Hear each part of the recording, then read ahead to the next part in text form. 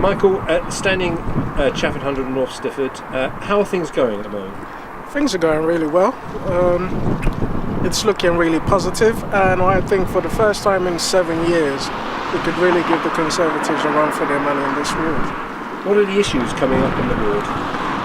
Well, Chafford 100, as you know, is probably, this part of Chafford anyway, is probably one of the most economically thriving areas in the borough in terms of employment, education. General problems have been around education, and a lot of parents have been concerned with their children getting into schools. There's this thing now where parents that live like close to Tudor Court around the corner, they don't get first option to get their children into those schools. The concern from them is that when schools were built in Chafford, they were built for Chafford residents, and now that seems to have changed. So one of the things that I will be looking at, and if I get into power, is looking at what the possible workaround would be in terms of what the plan is going forward for these residents. Another issue is, believe it or not, dirt on the roads. A lot of residents have complained about it. And then you have menial area issues that pertain to, like Frobisher Gardens, for example. There's an open field there where people go to play, but there's a very big gap which should really have some kind of barrier in between it, because the residents there are quite concerned that they might get travellers down there, and then it changes the landscape of the community as a whole. But in general, there aren't a lot of cognizant issues that can't be dealt with.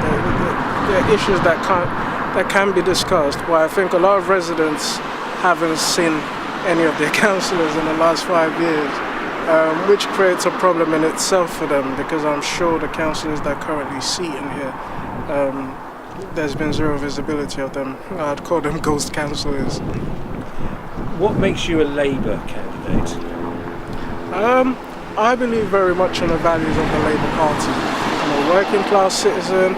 I'm very, very passionate about Thurrock, as you know. I ran as an independent in 2010, and that was because I wasn't ready to join any party at the time. I was very young, I was grey around the corners. But for me, I'm quite passionate about seeing Thurrock thrive and taking it to that next level. And I would want to play a role in council to make sure that that is achieved over the time I'm a councillor. It's no coincidence that we're standing here in Chafford 100, which has one of the fastest growing black middle classes, the elite groups in the country.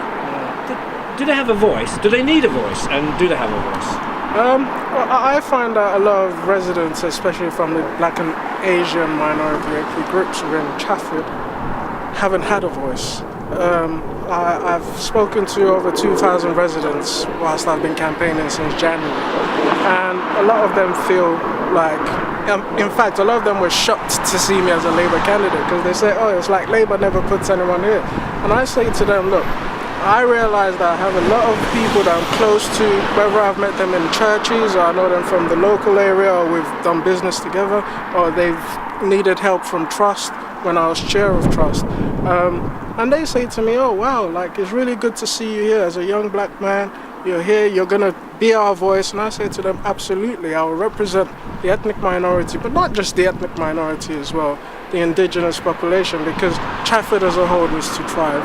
And if Chafford thrives, Thurrock thrives as well.